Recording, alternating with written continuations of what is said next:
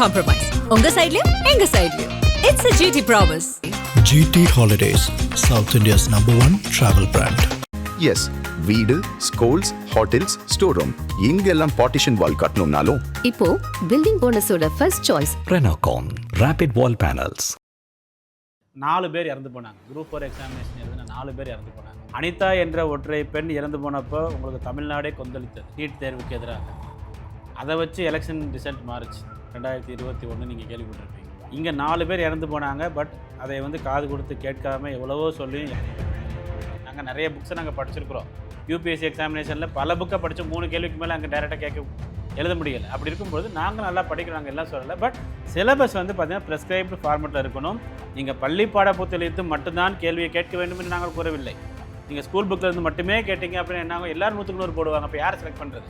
So அதனால தான் வந்து பார்த்திங்கன்னா கஷ்டமாக கேட்குன்னு சொல்லி வெளியிலேருந்து கேட்குறேன். அதுக்காக 1950 போட்ட புக்கு 60 போட்ட புக்கில் தான் நீங்கள் கேட்டிங்க அப்படின்னா அப்போ மாணவர்களுடைய வாழ்க்கையை பார்த்தால் உங்களுக்கு எப்படி தெரிகிறது? இதே கேள்விகள் எல்லாம் நாங்கள் வந்து கடந்த கால ஆட்சியில் வச்சுருந்தோம். இது வந்து கண்டிப்பாக இப்போ திருத்தப்பட வேண்டும். ஏனென்றால் தற்போதைய முதல்வர் திரு விஜய் அவர்கள் அவங்க எலெக்ஷன் மேனிஃபெஸ்டோலே தெளிவாக சொல்லிட்டாங்க. Tamil Nadu recruitment and transparency act, அதாவது தமிழ்நாடு வேலைவாய்ப்பு மற்றும் வெளிப்படையான சட்டத்தை நாங்கள் கொண்டு வரோம்னு சொல்லி சொல்லியிருக்கிறாங்க. ஸோ அந்த சட்டம் வந்து பார்த்திங்கன்னா அமைக்கப்பட்டது என்றால் இது போன்ற விஷயங்கள் இனிமேல் நடக்காது. இங்கே இருக்கக்கூடிய மாஃபியாக்கள் என்ன பண்ணுறாங்க அப்படின்னா, அந்த தமிழ் மீடியம் சர்டிஃபிகேட்டை போலியான சர்டிஃபிகேட்டை எந்த யூனிவர்சிட்டியில் வாங்கலாம்னு சொல்லி கண்டுபிடிச்சி அதுக்கு ஒரு வழியை கிரியேட் பண்ணி அப்படி பசங்களை வாங்க வச்சு ஸ்டூடெண்ட்ஸை வந்து பாஸ் பண்ண வச்சு இந்த மாதிரி நிறைய விஷயங்கள் 15 வருடங்கள் நடந்திருக்கு. கடந்த ஆட்சியாளர்கள் வந்து பார்த்திங்கன்னா அதை வந்து நம்ம எப்படி தெரியுமா சார், ஒரு விஷயம் நமக்கு வருதுன்னு வைங்களேன், அதை வச்சு எப்படி அதை இல்லீகலாக கொண்டு போய் நம்ம வேலை வாங்கலான்னு தான் கவர்மெண்ட்டில் இருக்கக்கூடிய அதிகாரிகளை நான் ப்ளேம் பண்ணுகிறேன். அவங்க வந்து அதை தான் வழியாக எடுத்துக்கிறாங்களே தவிர உண்மையிலே யாருக்கு போய் சேரணும், பெனிஃபிஷரி யார் அப்படிங்கிற ஒரு எண்ணமே அவங்களுக்கு கிடையாது. சென்ற வருடம் செலக்ட் பண்ண 90 குரூப் 1 ஆஃபீஸர்ஸில் 18 பேர் 20% தமிழ் ஒதுக்கீடு. அந்த 18 பேர் யாருமே தமிழ் எழுதி ஆகலை. அப்போ தமிழ் எழுத மதிப்பெண் கொடுக்கக்கூடாது என்று தமிழ்நாட்டில் இருக்கக்கூடிய ஆட்சியாளர்களும் அதிகாரிகளும் நினைக்கிறார்கள் என்றால் அதற்கு தான் அந்த தேர்தல் வந்து பார்த்திங்கன்னா ஒரு தவறான, நீங்கள் இனிமேல் இப்படி நினைக்கக்கூடாது சொல்லி தமிழ் ஸ்டூடெண்ட்ஸ் எல்லாருமே மாற்றி தான் ஓட்டு போட்டாங்க. 10 கொஸ்டின் தமிழில் கேட்கணும், 10 கொஸ்டின் இங்கிலீஷில் கேட்கணும். இவங்க 20 கொஸ்டின் இங்கிலீஷில் கேட்டு 10 கொஸ்டின் தமிழ் கேட்கவே இல்லை. 20மே இங்கிலீஷ் தான், தமிழ் கேட்கவே இல்லை. அப்போ தமிழ்நாட்டில் தமிழருக்கு அநீதி இழைக்கப்பட்டது. தமிழ் ரிசர்வேஷனையும் அந்த டிபார்ட்மெண்ட் கேண்டிடேட்ஸ்க்கு நீங்கள் கொடுக்கல.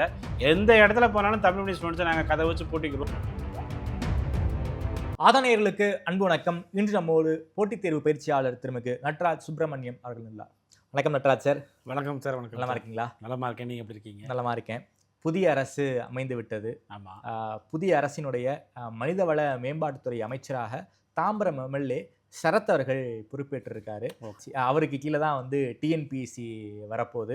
நீங்களும் அமைச்சரை தனிப்பட்ட ரீதியில் சந்தித்து அமைச்சர் கூட பேசிய விஷயங்களையும் நீங்கள் வந்து பொதுவெளியில் பகிர்ந்திருந்தீங்க. அதை பற்றி ஒரு எலாபரேட்டாக ஒரு டிஸ்கஷனாக கொண்டு போகணும்னு நினைக்கிறேன். புதிய அரசு அமைஞ்சிருக்காங்க. டிஎன்பிஎஸ்சியை பொறுத்த வரைக்கும் இந்த அரசு என்ன செய்யணும்? ஏன்னா இந்த அரசு அமைவதற்கு மிக முக்கியமான காரணம் இளைஞர்கள். இளைஞர்களில் இளைஞர்களை பொறுத்த வரைக்கும் ஒரு குறிப்பிட்ட சில பிரிவினர் டிஎன்பிஎஸ்சி தேர்வுக்காக கஷ்டப்பட்டு கடுமையாக உழைக்கிறாங்க, படிச்சுக்கிட்டு இருக்காங்க. ஸோ அவர்களுடைய ஓட்டையும் தான் டிவிக்கு அரசாங்கம் பெற்று ஆட்சியும் அமைச்சிருக்காங்க.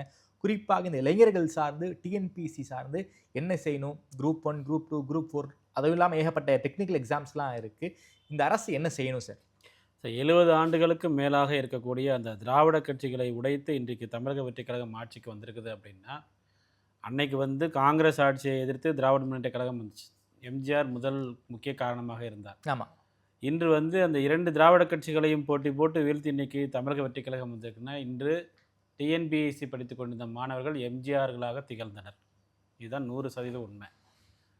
திமுகவுக்கும் தமிழக வெற்றி கழகத்துக்கும் இடையே ஒரு 17 லட்சம் ஓட்டு வித்தியாசம் சொல்லி சொன்னாங்க. ஆமாம். அந்த 17 லட்சம் ஓட்டு அதில் 75% மேலே டிஎன்பிஎஸ்சி எக்ஸாம் ப்ரிப்பேர் பண்ணுறவங்களுடைய ஓட்டு இருக்குது. நான் வந்து இப்போ கூட நான் பதிவு பண்ண நான் ரெடியாக இருக்கிறேன். போன வருடம் குரூப் 4 தேர்வில் நடைபெற்ற அந்த முறைகேடுகள் குளறுபடிகளுக்கு எதிராக நாங்கள் பல போராட்டங்களை நடத்தினோம். ஆமாம், மதுரையில் பெரிய ஒரு அளவில். அப்போ வந்து 4 பேர் இறந்து போனாங்க. குரூப் 4 எக்ஸாமினேஷன் எழுதின 4 பேர் இறந்து போனாங்க. அனிதா என்ற ஒற்றை பெண் இறந்து போனப்போ உங்களுக்கு தமிழ்நாடே கொந்தளித்தது நீட் தேர்வுக்கு எதிராக. அதை வச்சு எலெக்ஷன் ரிசல்ட் மாறுச்சு 2021 நீங்கள் கேள்விப்பட்டிருப்பீங்க. இங்கே 4 பேர் இறந்து போனாங்க. பட் அதை வந்து காது கொடுத்து கேட்காம எவ்வளவோ சொல்லியும் யாருமே காது கொடுத்து கேட்கல. அப்போது நாங்கள் உயரதிகாரிகளை போய் பார்த்தோம், யாருமே காது கொடுத்து கேட்கல. அப்போ அந்த டிஎன்பிஎஸ்சி ப்ரிப்பேர் பண்ணக்கூடிய மாணவர்கள், போலீஸ் எக்ஸாம் ப்ரிப்பேர் பண்ணக்கூடிய மாணவர்கள், டீச்சர் எக்ஸாம் ப்ரிப்பேர் பண்ணக்கூடிய மாணவ மாணவிகள் எல்லாரும் ஒட்டுமொத்தமாக சேர்ந்து, இதெல்லாம் ஒட்டுமொத்தமாக சேர்த்தா 50 லட்சத்துக்கு மேலே தமிழ்நாட்டில் வரும். அதில் வந்து பார்த்திங்கன்னா பாதிக்கும் குறைவாக ஒரு 17 லட்சம் ஓட்டு தான் டிஃப்ரென்ஸு. இதை செய்திருந்தார்கள் என்றால் இது எக்ஸாம் ப்ரிப்பேர் பண்ணுறவங்க அடுத்து அரசு ஊழியராவாங்க. அப்போ அரசு ஊழியர்கள் இவங்க எல்லாம் ஒட்டு மொத்தமாக சேர்ந்து திமுகவுக்கு வாக்களிக்கவில்லை, அவங்க வந்து தாவேக்காவுக்கு வாக்களித்திருக்கிறார்கள். ஓகே, அப்போ இவங்க எல்லாருமே எம்ஜிஆர் தான் ஆட்சி மாற்றத்தை கொண்டு வந்தார்கள். ஸோ இவர்களுடைய தேவை என்ன அப்படிங்கிறது கண்டிப்பாக இந்த அரசு நிறைவேற்ற வேண்டும். என்ன சார் செய்யணும்? குரூப் 4ல இருந்து ஆரம்பிப்போம் சார். குரூப் 4 பொறுத்தவரை, ஏன்னா குரூப் 4க்கு தான் வந்து அதிக பேர் வந்து போட்டி போடுறாங்க, அதிக வேகன்சி இருக்கக்கூடிய இடம் வந்து அங்கே தான். குரூப் 4 பொறுத்த வரைக்கும் புதிதாக அமைந்துள்ள அரசு என்ன செய்யணும் சார்? குரூப் 4 எக்ஸாமினேஷனை பொறுத்தளவு அனைவரும் சமம், பிறப்புக்கும் எல்லா உயிர்க்கும் சொல்கிறோம். அப்படின்னா அனைவரும் சமம், பொது ஆங்கிலமும் சேர்க்கப்பட வேண்டும். ஓகே, எந்த காரணத்தை கொண்டு பொது ஆங்கிலத்தை அவர்கள் நீக்கினார்கள் என்று யாருக்குமே தெரியாது. பொது ஆங்கிலம் ப்ரிப்பேர் பண்ணுறவங்க குறைஞ்சது ஒரு 6-7 லட்சம் பேர் இருக்காங்க. அவங்களுக்கு கடந்த 5 வருடங்களாக வாய்ப்பே கிடைக்காம போயிடுச்சு. டிஎன்பிஎஸ்சி நீண்ட காலம் ஆயிடுச்சு. ஸோ பொது ஆங்கிலம் கண்டிப்பாக சேர்க்கப்பட வேண்டும். அடுத்தபடியாக ரொம்ப முக்கியமாக சிலபஸ். ஸோ சிலபஸ், அது ஓல்டு சிலபஸாக இருக்கட்டும், நியூ சிலபஸாக இருக்கட்டும், சிலபஸை நீங்கள் வந்து கொடுத்துட்டீங்க அப்படின்னா அந்த ப்ரெஸ்கிரைப் சிலபஸ்லேருந்து தான் நீங்கள் கேள்விகள் கேட்க வேண்டுமே தவிர 1950, 65 போட்ட புக்கிலேருந்து கேள்விகள் கேட்கக்கூடாது. இந்த மாணவர்கள் ரொம்ப குழம்புவது எங்கே அப்படின்னா கலைச்சொற்கள் அப்படிங்கிற ஒரு ஏரியா பின் பாயிண்ட் பண்ணி நான் சொல்கிறேன். ஏன்னா இந்த அரசாங்கம் அதனை கவனத்தில் கொள்ள வேண்டும் அப்படிங்கிறதுக்காக நான் பின் பாயிண்ட் பண்ணி சொல்கிறேன். கலைச்சொற்கள் அப்படிங்கிற ஒரு சிலபஸ் இருக்குது. அந்த கலைச்சொற்களில் வந்து மருத்துவத்துறையில் ஒரு சொல்லுக்கு 1000, 2000க்கு மேலே கலைச்சொல் இருக்குது. நம்ம அறிஞர் பொருள்னு சொல்லி சொல்கிறோம். இந்த மாதிரி லட்சக்கணக்கான வார்த்தைகளை யாருமே படிக்கவே முடியாது. அதுக்கு நீங்கள் வந்து தனியாக ஒரு பிஹெச்டியில் ஒரு எக்ஸாமினேஷன் வச்சு அவங்கள பிஹெச்டி ஸ்காலர் கொடுக்க வேண்டிய ஒரு சிலபஸ், அதை தூக்கி நீங்கள் ஒரு லைனில் நீங்கள் கொடுத்துருக்கிறீங்க. அப்போ என்ன ஆகுது அப்படின்னா அதுக்கு என்ன படிக்கிறது, ஏது படிக்கிறது அப்படின்னு தெரியாமல் மாணவ மாணவிகள் கலைச்சொற்கள்னாலே பயப்படுறாங்க. அப்போ சிலபஸை வந்து கரெக்டாக ஃப்ரேம் பண்ணி நீங்கள் கேளுங்க. ஒரு காந்தி பற்றி நீங்கள் வந்து ஒரு சிலபஸை கொடுத்துருக்கீங்கன்னா அது எப்படி வேணாலும் கேளுங்க, நாங்கள் ஆன்சர் ரெடியாக இருக்கிறோம். நீங்கள் வந்து ஸ்கூல் புக்கிலேருந்து மட்டும்தான் கேட்கணும்னு நாங்கள் சொல்லலை. நாங்கள் நிறைய புக்ஸை நாங்கள் படிச்சிருக்கிறோம். யூபிஎஸ்சி எக்ஸாமினேஷனில் பல புக்கை படித்து 3 கேள்விக்கு மேலே அங்கே டேரெக்டாக எழுத முடியலை. அப்படி இருக்கும்போது நாங்கள் நல்லா படிக்கிறோம், நாங்கள் எல்லாம் சொல்லலை. பட் சிலபஸ் வந்து பார்த்திங்கன்னா ப்ரெஸ்கிரைப்டு ஃபார்மெட்டில் இருக்கணும். நீங்கள் பள்ளி பாடப்புத்தகத்திலிருந்து மட்டும்தான் கேள்வியை கேட்க வேண்டும் என்று நாங்கள் கூறவில்லை. நீங்கள் ஸ்கூல் புக்கிலேருந்து மட்டுமே கேட்டிங்க அப்படின்னா என்ன, எல்லாரும் 100க்கு 100 போடுவாங்க. அப்போ யார் செலக்ட் பண்ணுறது? ஸோ அதனால தான் வந்து பார்த்திங்கன்னா கஷ்டமாக கேட்கணும்னு சொல்லி வெளியிலேருந்து கேட்குறேன். அதுக்காக 1950 போட்ட புக்கு, 60 போட்ட புக்கில் தான் நீங்கள் கேட்டிங்க அப்படின்னா மாணவர்கள் வந்து ரொம்ப ரொம்ப அதாவது பண்ணுற அளவுக்கு போகிறாங்க. அதான் காரணம். 100க்கு 100 போட்ட மாணவர்கள் எல்லாருமே 195 போட்டவங்க, 192 போட்டவங்க யாருமே 75 தாண்ட முடியலை லாஸ்ட் குரூப் 4ல். ஒட்டுமொத்தமாக மிகப்பெரிய ஒரு போராட்டத்தையே எடுக்க வேண்டிய ஒரு சூழ்நிலை வந்தது. அதனால 4 பேர் இறந்து போனாங்க அப்படிங்கிற ஒரு முக்கியமான ரீசன். இது போன்ற தவறுகள் இங்கு களையப்பட வேண்டும். அப்புறம் ரொம்ப முக்கியமாக 25 வருடங்களாக நடைபெற்று இருக்கக்கூடிய முறைகேடுகள். குரூப் 4 எக்ஸாமினேஷனை பொறுத்தளவு 2019 நடந்த முறைகேடு கேஸ் இன்னும் பெண்டிங்கில் இருக்குது. ராமேஸ்வரம் அந்த சிவகங்கை ஆன்சர் சீட்டை எடுத்துகிட்டு வரும்பொழுது அது சம்மந்தமாக ஒரு வெப்சீரிஸே நாங்கள் ரெடி பண்ணி வெப்சீரிஸே ரிலீஸ் ஆகிடுச்சு. கேஸ் இன்னும் முடியலை. அந்த கேஸை முடிக்கிறதுல உங்களுக்கு என்ன பிரச்சனை? 2025ஆம் வருடம் குரூப் 4 தேர்வில் பிரச்சனைன்னு வந்ததுக்கப்புறம் தான் 2019 கேஸை சிபிஐக்கு மாற்றுறீங்க. அப்போ 6 வருஷம் நீங்கள் ஏன் மாற்றலை? அப்போ மாணவர்களுடைய வாழ்க்கையை பார்த்தால் உங்களுக்கு எப்படி தெரிகிறது? இதே கேள்விகள் எல்லாம் நாங்கள் வந்து கடந்த கால ஆட்சியில் வச்சுருந்தோம்.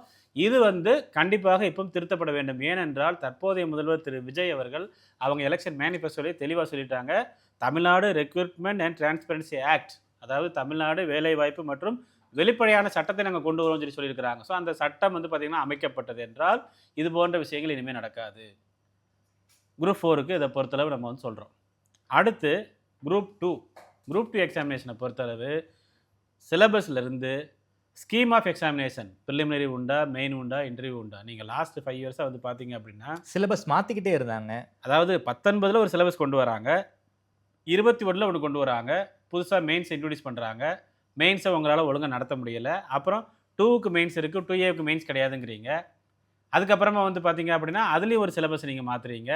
கடைசி என்ன சிலபஸ் சொல்லி அவங்களுக்கும் தெரியல, மாணவனுக்கும் தெரியல. பாஸ் பண்ணுறவங்க மட்டும் நம்பர் வருது, பாஸ் பண்ணிட்டு போகிறாங்க. அப்ஜெக்டிவாக டிஸ்கிரிப்டிவாக, அப்ஜெக்டிவில் தமிழில் கேள்வியை கஷ்டமாக கேட்குறீங்க, இங்கிலீஷில் கேள்வி ஈஸியாக கேட்குறீங்க. டிஸ்கிரிப்டிவில் வந்து தமிழில் எழுதுனா மார்க் போடுறது கிடையாது, இங்கிலீஷில் தான் மார்க் போடுறது. அப்போ தமிழில் படிக்கவா, இங்கிலீஷில் படிக்கவா, இல்லைனா வந்து மும்மொழி கொள்கைன்னு சொல்லி ஹிந்தியில் படித்து எழுதுவான்னு சொல்லி தெரியல. ஓகே, இப்போ என்ன சார் சிஸ்டம் இருக்குது? குரூப் 2A பொறுத்த வரைக்கும் மெயின்ஸ் வந்து அப்ஜெக்டிவா இல்லை டிஸ்கிரிப்டிவா? அப்ஜெக்டிவ். சரிங்களா? அப்ஜெக்டிவ்ல நீங்கள் வந்து ஈக்குவாலிட்டி வேணும் சார். நீங்கள் வந்து 40 கேள்விக்கு மேலே தமிழ் ஆன்சர் பண்ண முடியாது. அப்போ தமிழை பார்த்தால் உங்களுக்கு எப்படி தெரிகிறது? அப்போ நீங்கள் குரூப் 1 போகும்போது தமிழ் எழுதுன மார்க் போடுறது கிடையாது. இந்த லாங்குவேஜில் இருக்கக்கூடிய அந்த மாறுபாடுகள், வேறுபாடுகள் களையப்பட வேண்டும். ஓகே. தமிழாக இருந்தாலும் சரி, ஆங்கிலமாக இருந்தாலும் சரி, சரியாக எழுதினாலும் சரியாக மதிப்பெண் கொடுக்கணும். லெவல் பிளேயிங் ஃபீல்டா இருக்கு. கண்டிப்பா ஒரு காம்படிட்டிவ் அதாவது இங்கிலீஷ்ல எழுதுனா ஒரு மார்க், தமிழ்ல எழுதுனா ரொம்ப கம்மியான மார்க் போடுறாங்க. அது களையப்பட வேண்டும். நம்ம எதுக்காக சொல்கிறோம் அப்படின்னா, காம்படிட்டிவ் எக்ஸாமினேஷனில் ரொம்ப முக்கியமானது லெவல் பிளேயிங் ஃபீல்டு. ஸோ அப்போ அது வந்து களையப்பட வேண்டும். அது ரொம்ப முக்கியமாக நம்ம சொல்கிறோம். Tamil medium reservation, PSTM person studied in Tamil medium. இந்த தமிழ் மீடியம் ரிசர்வேஷனில் உறுதியான ஒரு நடவடிக்கை எடுக்க வேண்டும். என்ன சார் நடவடிக்கை எடுக்கணும் சார்? 2010 கலைஞர் அவர்கள் உலகத்தமிழ் செம்மொழி மாநாட்டில் கோயம்புத்தூரில் தமிழ் மீடியம் ரிசர்வேஷன் அனௌன்ஸ் பண்ணுறாங்க. ஓகே. 2010 டிசம்பர் 11 மேல வந்து எலெக்ஷன். ஓகே. ஸோ அப்போ எலெக்ஷன் கோட் ஆஃப் கண்டக்ட் வந்துருச்சு 2 மாதத்தில். ஸோ அதெல்லாம் சரியான ரூல்ஸ் ஃப்ரேம் பண்ணாமல், பட் அவரை வந்து அனௌன்ஸ் பண்ணிட்டாரு சொல்லி இவங்க வந்து தமிழ் மீடியம்னா என்னென்ன டிசைன் பண்ணாமல் ரிசர்வேஷனை கொடுக்க ஆரம்பிச்சிட்டாங்க. இங்கே இருக்கக்கூடிய மாஃபியாக்கள் என்ன பண்ணுறாங்க அப்படின்னா, அந்த தமிழ் மீடியம் சர்டிஃபிகேட்டை, போலியான சர்டிஃபிகேட்டை எந்த யூனிவர்சிட்டியில் வாங்கலாம்னு சொல்லி கண்டுபிடிச்சி அதுக்கு ஒரு வழியை கிரியேட் பண்ணி அப்படி பசங்களை வாங்க வச்சு ஸ்டூடெண்ட்ஸை வந்து பாஸ் பண்ண வச்சு இந்த மாதிரி நிறைய விஷயங்கள் 15 வருடங்கள் நடந்திருக்கு. ஸோ தமிழ் மீடியம் ரிசர்வேஷன்லாம் நடந்துகிட்டு இருக்கு. தமிழ் மீடியம் ரிசர்வேஷனாக ப்ராப்பராக வந்து என்ன, வாட் இஸ் தமிழ் மீடியம்? உங்களுக்கு தமிழ் மீடியம் என்ன அர்த்தம் நீங்கள் சொல்லுங்கள். அதாவது தமிழ் வழியில படிச்சிருக்கணும். ஃபார் எக்ஸாம்பிள் 9th 6ஆம் வகுப்புல இருந்து 12ஆம் வகுப்பு வரைக்கும், இல்லை 1ஆம் வகுப்புல இருந்து 12ஆம் வகுப்பு வரைக்கும் தமிழ் மீடியத்தில் படிச்சிருக்கணும். தமிழ் மீடியம் இல்லாட்டா வந்து டிகிரியில தமிழ் மீடியம்ல படிச்சிருக்கணும். டிகிரி கூட போகணும் அவசியம் இல்லை சார். நீங்கள் வந்து 20% ரிசர்வேஷன் கொடுக்குறீங்க. ஆமா. இப்போ நான் என்ன கேட்குறேன், அக்ரிகல்ச்சர் இன்ஜினியரிங் சப்ஜெக்ட் ரீசெண்டாக ஒரு போராட்டமே நடந்துச்சு 2 நாளைக்கு முன்னாடி டிஎன்பிஎஸ்சி ஆஃபீஸில். இது எந்த அளவுக்கு தெரியும் சொல்லி தெரியல. ஆமா. அவங்க என்ன சொல்றாங்க, நான் அக்ரிகல்ச்சர் இன்ஜினியராக நான் செலக்ட் ஆகிறேன். நான் படிச்சது BSc agriculture engineering. Civil engineering பீப்புளும் உள்ள வராங்க. சிவில் இன்ஜினியரிங்ல தமிழ் மீடியம் இருக்கு, agriculture engineering course Tamil medium இல்ல. அப்ப அந்த தமிழ் மீடியம் ரிசர்வேஷன் யார் கொடுப்பீங்க? நீங்க உங்க நோட்டிபிகேஷன்ல தமிழ் மீடியம் ரிசர்வேஷன் வந்து பாத்தீங்க அப்படின்னா 20% கொடுக்கணும்னு சொல்லியாச்சு. போன டைம் வந்து நீங்க சொன்னீங்க, ஆனா போன டைம் அக்ரிகல்ச்சர் இன்ஜினியரிங் தமிழ்ல இல்ல, அதெல்லாம் நான் கொடுக்கலன்னு விட்டாச்சு. அந்த வேகன்சி அப்படியே இருக்கு. இந்த டைம் நீங்க என்ன பண்றீங்க அப்படின்னா, சிவில் இன்ஜினியரிங் படிச்ச பீப்புளுக்கு நீங்க கொடுக்க போறீங்களா? ஏன்னா அவங்களுக்கு தமிழ் மீடியம் இருக்கு. அப்போ அக்ரிகல்ச்சர் இன்ஜினியரிங் பசங்க என்ன பண்ணுவாங்க? அப்போ அவங்க என்ன சொல்றாங்க, வேலை பார்க்க போறது அக்ரிகல்ச்சர் இன்ஜினியரிங் சப்ஜெக்ட். அப்போ அக்ரிகல்ச்சர் இன்ஜினியரிங் படிச்சவங்களுக்கு நீ பிரியாரிட்டி கொடு. இந்த மாதிரி ஏகப்பட்ட குளறுபடி 2 நாளைக்கு முன்னாடி டிஎன்பிசி அலுவலகத்தில் போராட்டம் நடந்துச்சு. நைட்டு 9 மணி வரைக்கும். ஒரு தமிழ் மொழியை வைத்து இந்த அளவுக்கு போராட்டம் நடத்தப்படுகிறது என்றால் கிளாரிட்டி கொடுத்துட்டு போங்க. Tamil medium, what is Tamil medium? இப்போ வரைக்கும் தமிழ் மீடியம் ரிசர்வேஷன்ங்கிறது ஒரு குழப்படியா தான் இருக்கு. குழப்படியா தான் இருக்கு. என்ன சார் பண்றாங்க? ஏன் அதை இப்போ கடந்த ஆட்சியாளர்கள் வந்து பார்த்தீங்கன்னா, அதை வந்து நம்ம எப்படி தெரியுமா சார், ஒரு விஷயம் நமக்கு வருதுன்னு வைங்களேன், அதை வச்சு எப்படி அதை இல்லீகலாக கொண்டு போய் நம்ம வேலை வாங்கலான்னு தான் கவர்மெண்ட்ல இருக்கக்கூடிய அதிகாரிகளை நான் ப்ளேம் பண்ணுகிறேன். அவங்க வந்து அதை தான் வழியை எடுத்துக்கிறாங்களே தவிர உண்மையிலே யாருக்கு போய் சேரணும், பெனிஃபிஷரி யாரு அப்படிங்கிற ஒரு எண்ணமே அவங்களுக்கு கிடையாது. நான் என்ன சொல்கிறேன், தமிழ் மீடியம் படித்தவங்க ஸ்கூலில் ஓகே, அதை விட விட்டுற வேண்டியது தானே. நீ ஏன் டிகிரியை தமிழ் மீடியம் படிக்கணும், டிகிரியை தமிழ் மீடியம் படிக்கணும் நீ சொல்கிற அப்படின்னா, அப்போ வந்து அந்த டிகிரி தமிழ் மீடியத்தில் பணம் கொடுத்து வாங்குறது யார்? பணம் கொடுத்து வாங்கினா கோர்ட்டில் கேஸ் ஆகுது. கோர்ட்டில் இருந்து என்ன பண்ண, மதுரை காமராஜர் யூனிவர்சிட்டியில் பணம் கொடுத்து வாங்குறாங்களே, இதை நீங்கள் விசாரிக்கலையான்னு சொல்லி கேட்குறாங்க. ஏகப்பட்ட குளறுபடிகள். அதனால் ஒட்டுமொத்தமாக தமிழ் மீடியம்னா என்ன, ஸ்கூலில் தமிழ் மீடியம் படிச்சிருக்கணும், வேறு ஒன்றுமே. நீங்கள் வந்து இதில் இன்னொரு கொடுமை என்னென்னா, அதாவது 1ஆம் கிளாஸ்லேருந்து 12ஆம் கிளாஸ் வரைக்கும் நீங்கள் தமிழ் படிச்சிருக்கணும்னு சொல்கிறீங்க. சரி ஓகே, சர்டிஃபிகேட் வாங்கிட்டு வா அப்படிங்கிறீங்க. 1990 1ஆம் கிளாஸ் நான் படித்த ஸ்கூலே இப்போ இல்லையே, எங்கே போய் சர்டிஃபிகேட் வாங்குவேன்? அந்த ஸ்கூலை இப்போ மூடியாச்சு. அங்கே பிளாக் எஜுகேஷன் ஆஃபீஸரை போய் பார்த்தா எங்களுக்கு தெரியாதுங்கிறாங்க. பிறகு எங்கே போய் நாங்கள் தமிழ் சர்டிஃபிகேட் வாங்குவோம்? ஒரு தமிழ் மீடியம் சர்டிஃபிகேட் ஃபார்மெட்டை டிஎன்பிசி ரிலீஸ் பண்ணால் உடனே சிஓ ஆஃபீஸ் டிஓ ஆஃபீஸ்க்கு அனுப்புங்க. அவங்க ஸ்கூலுக்கு அனுப்பட்டும். ஸ்கூலில் போய் கேட்கும்போது அந்த ஃபார்மெட்டில் ஃபில் பண்ணி கொடுக்கட்டும். ஃபார்மெட்டே இல்லை. ஸோ இது எல்லாமே களையப்பட வேண்டும். நாங்கள் சொல்கிறது என்னென்னா, தமிழ் மீடியம்னா ஸ்கூலில் தமிழ் மீடியம், அவ்வளோதான். அதுக்கு மேலே அதில் எந்த இதுவும் இல்லை. அது போக தமிழில் எழுதினால் மதிப்பெண் கொடுங்க. தமிழில் எழுதுனா ஐஏஎஸ் ஆக முடியுது, தமிழில் எழுதுனா டெப்யூட்டி ஆக முடியலை. சென்ற வருடம் செலக்ட் பண்ண 90 குரூப் 1 ஆஃபீஸர்ஸில் 18 பேர் 20% தமிழ் ஒதுக்கீடு. அந்த 18 பேரில் யாருமே தமிழ் எழுத ஆகலை. அப்போ தமிழ் எழுத மதிப்பெண் கொடுக்கக்கூடாது என்று தமிழ்நாட்டில் இருக்கக்கூடிய ஆட்சியாளர்களும் அதிகாரிகளும் நினைக்கிறார்கள் என்றால், அதற்கு தான் அந்த தேர்தல் வந்து பார்த்தீங்கன்னா ஒரு தவறான, நீங்கள் இனிமேல் இப்படி நினைக்கக்கூடாது, தமிழ் ஸ்டூடெண்ட்ஸ் எல்லாருமே மாற்றி தான் ஓட்டு போட்டாங்க. அது இங்கு திருத்தப்பட வேண்டும். இதையெல்லாம் வந்து நம்ம வந்து ஒரு கோரிக்கை நம்ம வைக்கிறோம், ஆல்ரெடி சொல்லியிருக்கிறோம். ஓகே, தமிழ்நாட்டில் தமிழுக்கு முக்கியத்துவம் கொடுக்க வேண்டும். இது வந்து மெயின்ஸ் எக்ஸாமினேஷனில் நீங்கள் ஒரு டெப்டி கலெக்டர் வந்து பார்த்தீங்கன்னா, தமிழ் தெரிஞ்ச ஒரு டெப்டி கலெக்டர் போய் உட்காந்துறாருன்னா கிராமத்துலேருந்து வரக்கூடிய அந்த மனுவை வந்து வாசித்து பார்க்க முடியும். இன்றைக்கி எத்தனையோ பேர் வந்து பார்த்தீங்கன்னா, நீங்கள் வந்து நிறைய பேருக்கு இங்கிலீஷ் தான் தெரியும், தமிழ் தெரியல. தமிழ் தெரிஞ்சால் இங்கிலீஷ் தெரியல. இதுதான் இன்றைக்கி நிலைமை. ஓகே, வண்டலூர் சுவாலஜிக்கல் பார்க் போகிற வழியில் நீங்கள் பார்க்குறீங்க. சுவாலஜினா என்ன? உயிரியல். சுவாலஜினா விலங்கியல். ஜுவாலஜினா விலங்கியல். ஆமாம். பயாலஜினா உயிரியல். பயாலஜினா உயிரியல். சரிங்களா? வண்டலூர் சுவாலஜிக்கல் பார்க் விலங்கியல் பூங்கான் தானே இருக்கணும். ஆமாம், அங்கே என்ன இருக்குது? என்ன இருக்கு? உயிரியல் பூங்கான் இருக்குது. தமிழக அரசாங்கத்துடைய என்விரான்மெண்ட் ஃபாரஸ்ட் மினிஸ்டர்ஸ், அந்த மினிஸ்டரில் வேலை பார்க்கக்கூடிய ஆஃபீஸர், அங்கே ஓஏலேருந்து ஐஏஎஸ் ஆக இருக்கக்கூடிய செக்ரட்டரி வரைக்கும் வந்து பார்த்தீங்க அப்படின்னா கடந்த 75 வருடங்களில் என்ன பண்ணிட்டு இருக்கிறாங்கன்னு நான் கேட்குறேன். அந்த வழியை தானே கிராஸ் பண்ணி போகிறாங்க. அப்போ தெரியலையா? அது தப்பு தெரியலையா?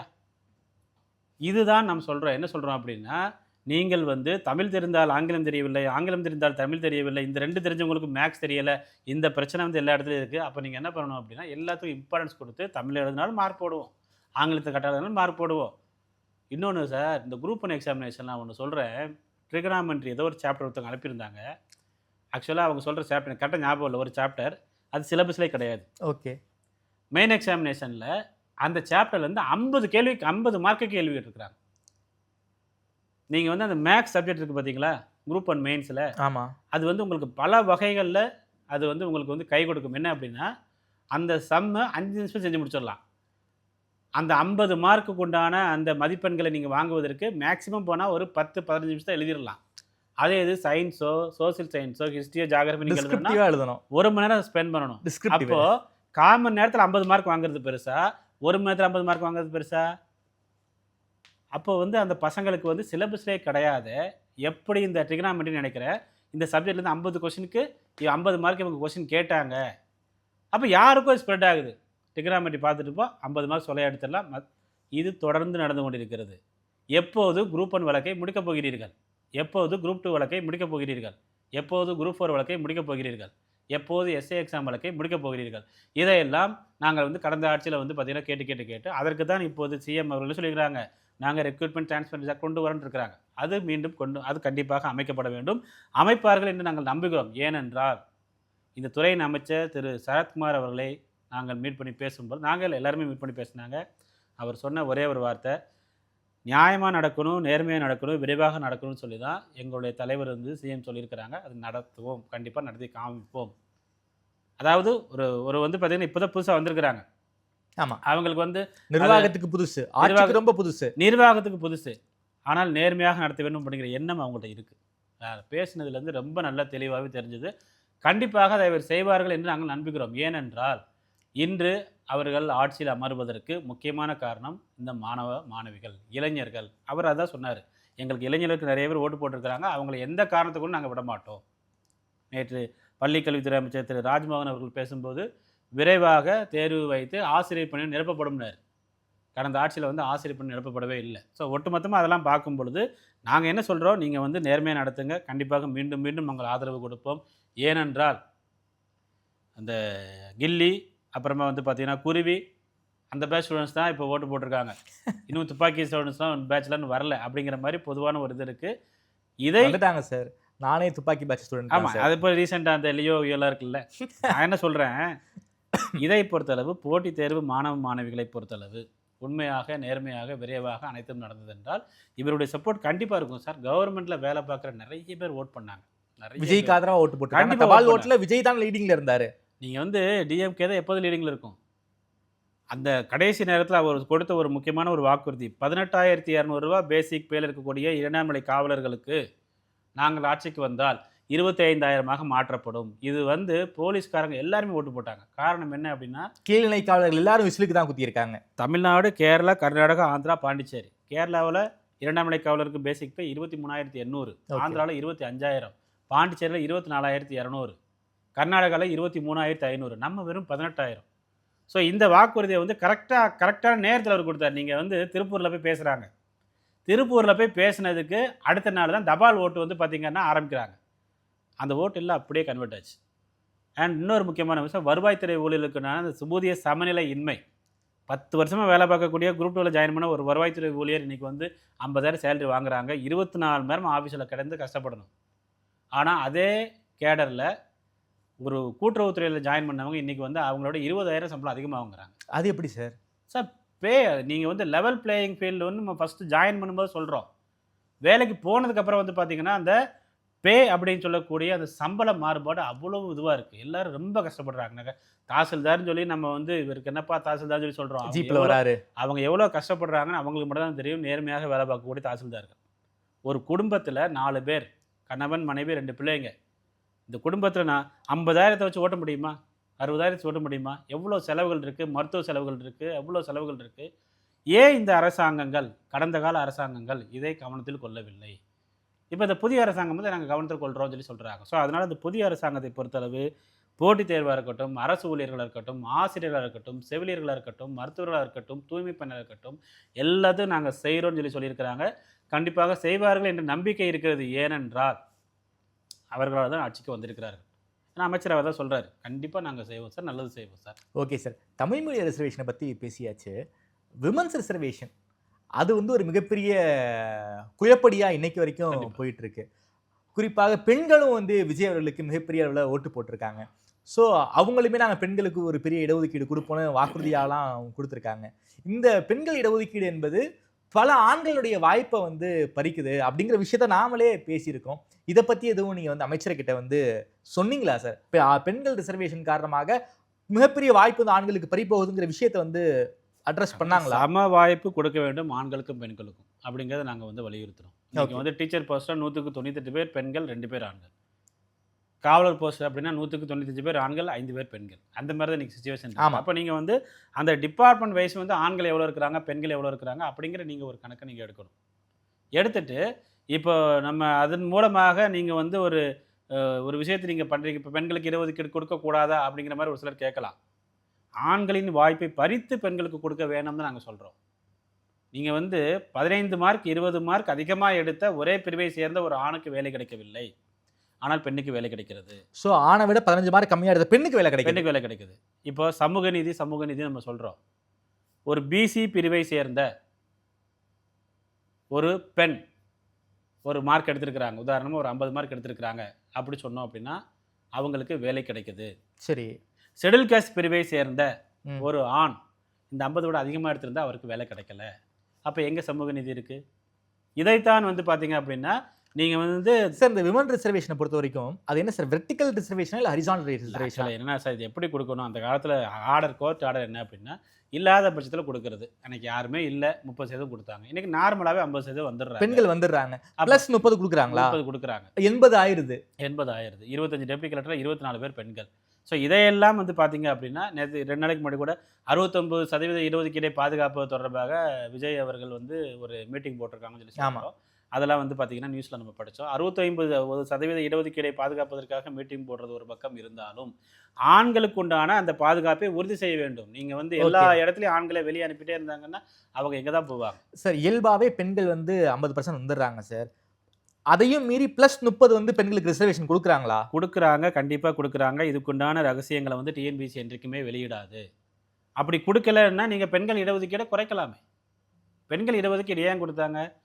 பெண்கள் அதிகமாக சர்வீஸ்க்கு வரல கொடுத்தாங்க. இன்றைக்கி ஆண்கள் அதிகமாக இல்லையே. எல்லா கவர்மெண்ட் ஆஃபீஸில் நீங்கள் போய் பாருங்கள், செக்ரட்டேரியட்டில் வந்து பாருங்கள் சார்.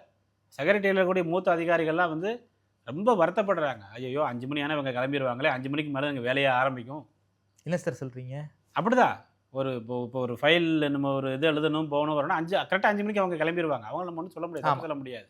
பட் அதிகாரிகளை பொறுத்தளவு என்ன அப்படின்னா 5 மணிக்கு மேலே உட்காந்து முக்கியமான ஃபைல்ஸ் எழுதுறது, பார்க்குறது, வேலை ஏகப்பட்ட விஷயங்கள் டிஸ்கஸ் பண்ணி செய்கிறது எல்லா கவர்மெண்ட் ஆஃபீஸ்லையும் இது நடக்குது. அப்போ நிறைய வேலைகள் வந்து பெண்டிங். அப்போ வந்து உங்களுக்கு வந்து நம்ம பெண்கள் உட்காந்து வேலை பார்க்க மாட்டேங்கிறாங்க நம்ம சொல்ல முடியாது. ஏன்னா அவங்களுக்கு வந்து குடும்பம் ஈக்குவலாக முக்கியம். எப்படி அரசு அலுவலகம் முக்கியமோ அதே மாதிரி குடும்பமும் முக்கியம்.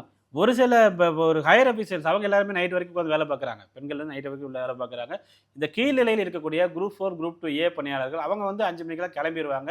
முக்கியமான காரணம் என்னென்னா அவங்க தான் வந்து ஆணிவேர் நிர்வாகத்தில். ஆமாம், அவங்கள வந்து நீங்கள் வந்து 5 மணிக்கு மேலே உட்கார யாரும் கட்டாயப்படுத்த முடியாது. அண்ட் ஏகப்பட்ட ஃபைல்ஸை ஹேண்டில் பண்ணது அவங்க தான். அப்படி இருக்கும் பொழுது கொஞ்சம் கொஞ்சமாக நீங்கள் மாற்றம் கொண்டு வரலாம். ஆணுக்கு பெண் சமம், பெண்ணுக்கு ஆண் சமம்.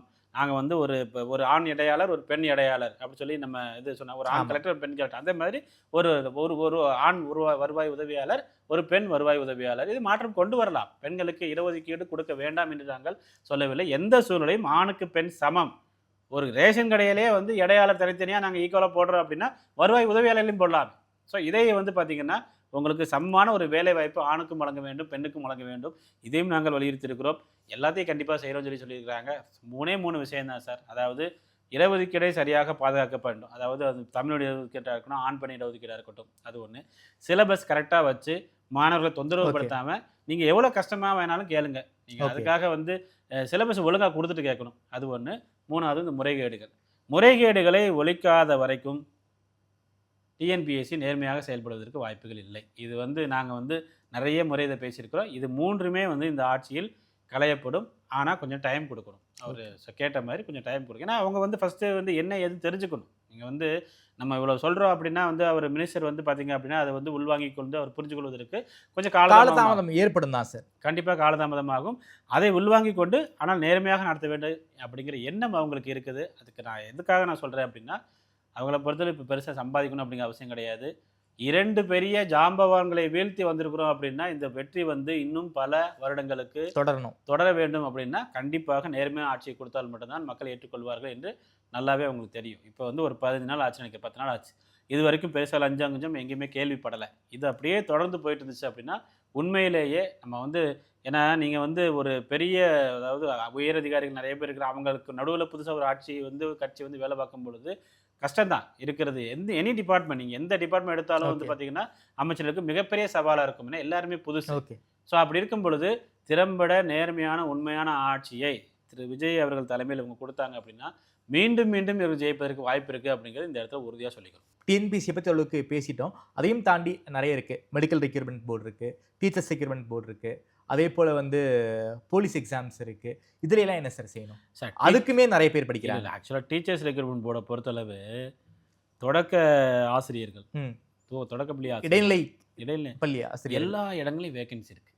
இந்த வேகன்சி ஃபில் பண்ணாமலே விட்டுட்டாங்க. ஓகே, நீங்கள் வந்து லாஸ்ட்டு பிஜி டீச்சர்ஸ் மட்டும் அப்பாயின்ட் பண்ணாங்கன்னு நினைக்கிறேன். அப்புறமா வந்து எல்லா இடத்துலையும் வேகன்சி இருக்குது. ஓகே, அது பேர் என்ன, ஒரு கான்ட்ராக்ட் பேசிஸில் ஒர்க் பண்ணுவாங்கல்ல தொகுப்பு, தயவுசெய்து அதெல்லாம் நீக்கி விட்டுட்டு பெர்மனன்ட் டீச்சர்ஸ் அப்பாயின்ட் பண்ணுங்க. நீங்கள் கான்ட்ராக்ட் பேசிஸில் ஒர்க் பண்ணுறதுக்கு டீச்சர்ஸ் அப்பாயின்ட் பண்ணுறதுனால என்ன ஆகுது அப்படின்னா அவர்களும் திறமையாக வேலை பார்க்க மாட்டேங்கிறாங்க. ஏன்னா நமக்கு சம்பளம் இவ்வளோ தான். ஆமாம், அந்த 11th டீச்சர், எக்கனாமிக்ஸ் டீச்சர் அவ்வளோ நேரம் வந்து பாடம் நடத்துகிறாங்கன்னா அவங்க வந்து பெர்மனன்ட் டீச்சர். ஆமாம், நம்ம டெம்பரரி தானே, நம்ம கம்மியாக நடத்தும் அப்படிங்கிற ஒரு எண்ணம் அவங்களுக்கு இயல்பாகவே வந்து விடுகிறது.